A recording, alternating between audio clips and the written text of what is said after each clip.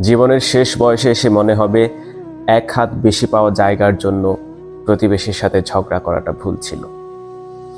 কারো সাথে তর্ক করে বড় কথা বলে তার মনে কষ্ট দেওয়াটা ভুল ছিল। দুর্বল কাউকে চোখ রাঙিয়ে ক্ষমতা দেখানোটা ভুল ছিল।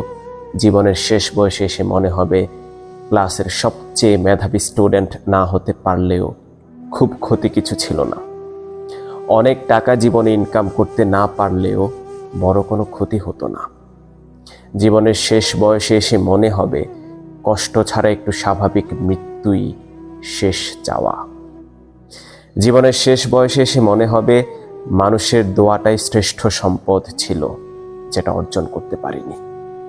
জীবনের শেষ বয়সে এসে মনে হবে মানুষের মনে কষ্ট দেওয়াটাই সবচেয়ে বড় ভুল ছিল।